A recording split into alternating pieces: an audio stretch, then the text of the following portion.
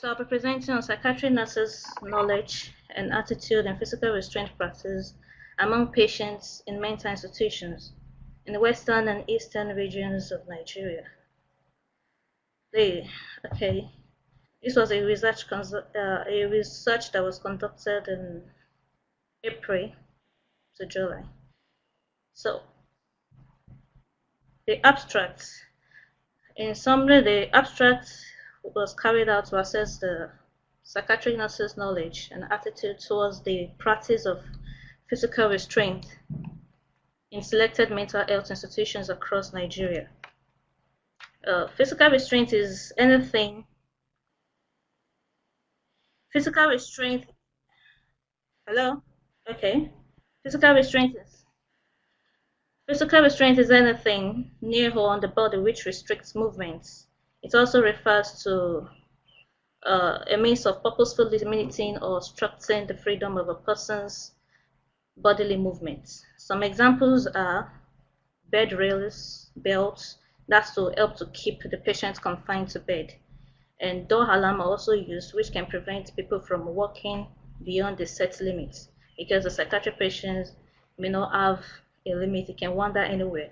So they are restraints to help preventing further complications. The significance of the study was to find out the psychiatric nurses' attitude towards physical restraint, and also serve as a guideline for psychiatric nurses in the practice of physical restraint among patients in mental institution, thereby reducing the prevalence of physical and emotional dangers associated with physical restraint. This study was conducted in mental institutions across Nigeria in the eastern and western regions, and it was a descriptive non-experiment research, including like 300 psychiatric nurses were used for the study. The data analysis was extracted from the field survey, and the descriptive statistics was mainly used for the analysis, such as tables, frequencies, and percentages. The findings of the study reveals that a greater percentage of the respondents were aware of the possible risks involved in the use of physical restraints and knows that it should be implemented as a last resort among patients in mental health institutions.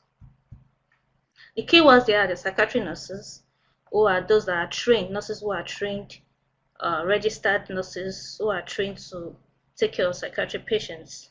The mental health institutions, these are institutions whereby people who are mentally deranged are admitted and taken care of. The knowledge, that's your idea, your knowledge about the restraints, attitude of nurses towards them, then physical restraint itself, and the practice. Like I said earlier, physical restraint is anything near on the body which restricts movements. That's according to Wikipedia. Restraints are usually used for the protection of patients and others when medication and verbal therapies are insufficient to control potential violent patients. We all know that psychiatric patients, most times they could become violent, and that is why most times people always try to apply physical restraint first by tying them down. But actually, it shouldn't be the first resort. It should be the last resort when medications and other things have been applied to no avail. Many fear the abuse of restraints as well as their psychological, physical, and emotional consequences. There sometimes could be psychological or physical consequences related to these physical restraints. However, it should be used as a last resort when prevention and escalation have not worked. The statement of the problem: to restrain means to place under control. That's what it means, when necessary to prevent serious bodily harm to the patient, to another person by the minimal use of such force as is reasonable having regard to the physical and mental condition of the patient. Restraining someone against their will is generally a crime in most jurisdictions, unless it is explicitly sanctioned by the law. However, it has been observed that there are possible physical and emotional dangers associated with the use of restraints, such as decreased muscle strength, which we know, pressure sores due to the restraint and maybe confining the patient to bed, incontinence, pneumonia, constipation, loss of dignity, humiliation, depression, which can occur after the effects of physical restraint. And most times when you apply physical restraint, they may the psychological effect sometimes on the patient, it will be as if you are treating the person like an animal, tying him down. So may go through that humiliation and depression. There are many steps that can be taken prior to resorting to the use of restraint for a patient. The initial assessment of a patient must be ensured to ensure the behavior or action is not the result of a dangerous organic source.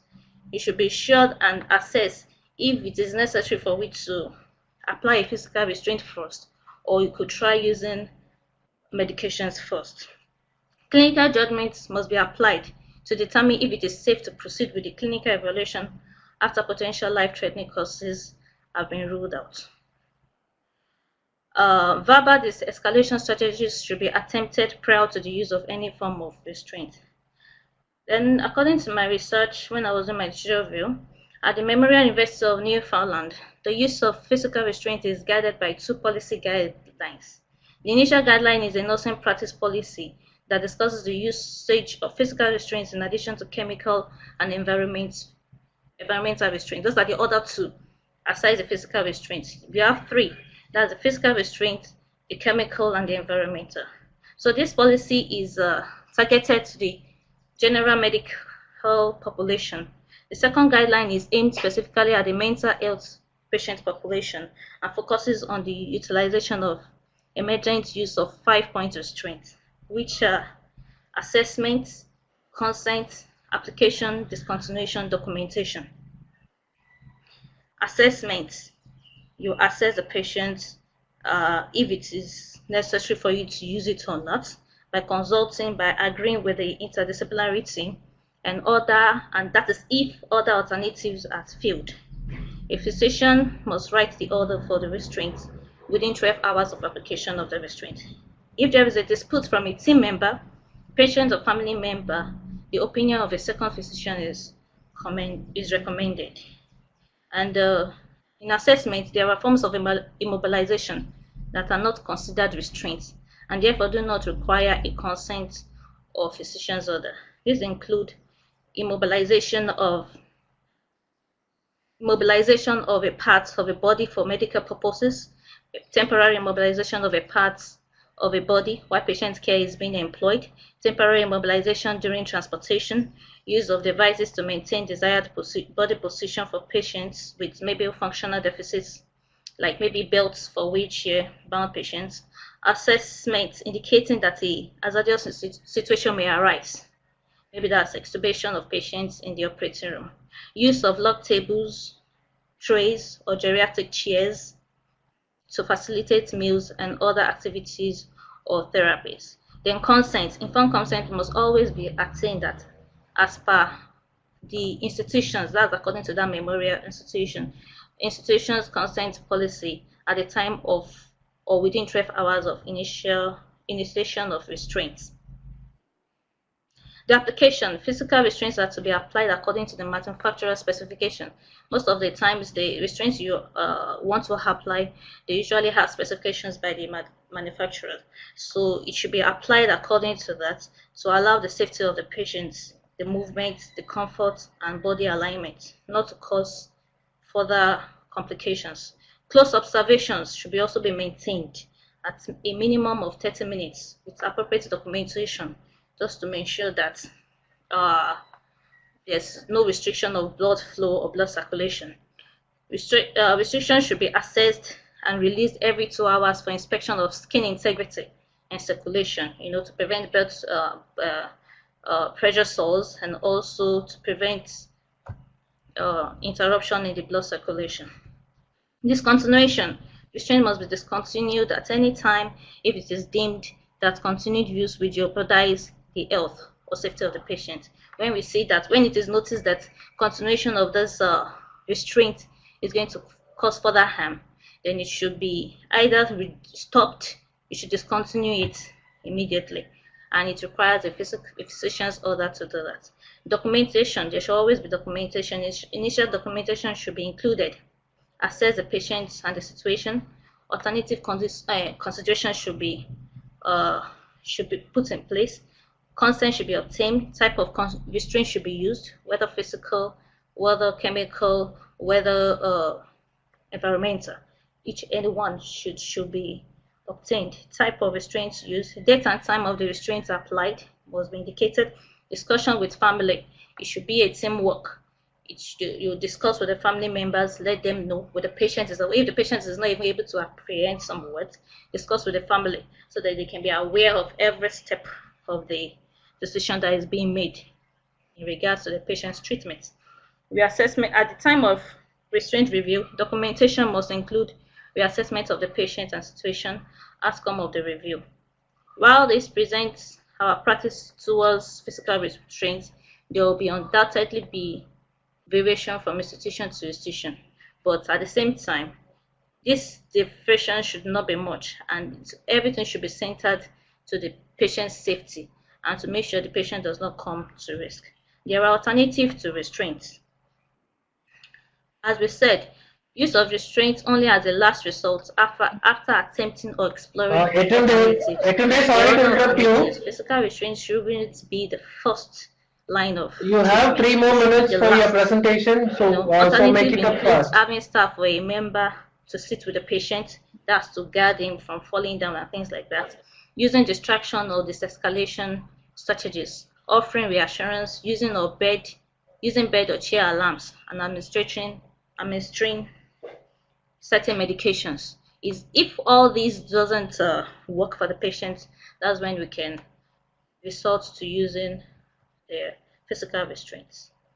Now, Code of Practice on Physical Restraint, according to Section 33 of 2001 Act, states that the Commission shall prepare and review periodically after consultation with such bodies as it considers appropriate. Yeah. Okay.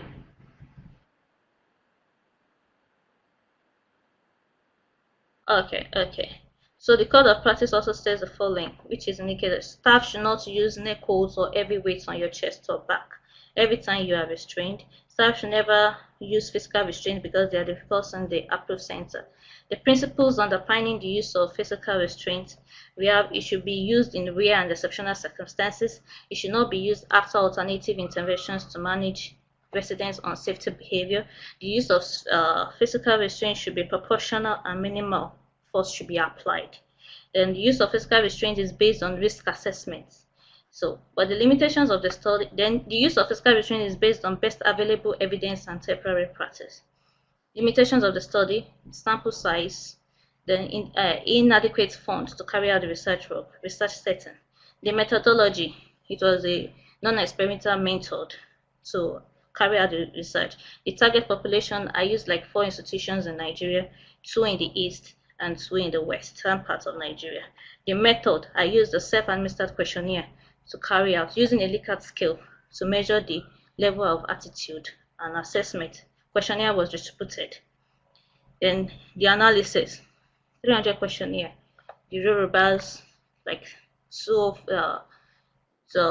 from the table, 96% were Igbos, while 32% were Igbos, while 68 were Yorubas. Then the level of years of psychiatric experience from each of the participants, 1 to 5 years. They indicated 72 have 1 to 5 years, 36% 6 to 10 years of psychiatric experience, 20% 11 to 15 years and above. Then from the table below, it shows that 22% agree that physical restraint is better to avoid drug side effects and overdosing. Then also 80% strongly agree that drugs are better than physical restraint to help patients to fall to sleep. Then also it is deduced that all respondents strongly agree. Yeah, Ms. Yetunde, thank you so much for your presentation.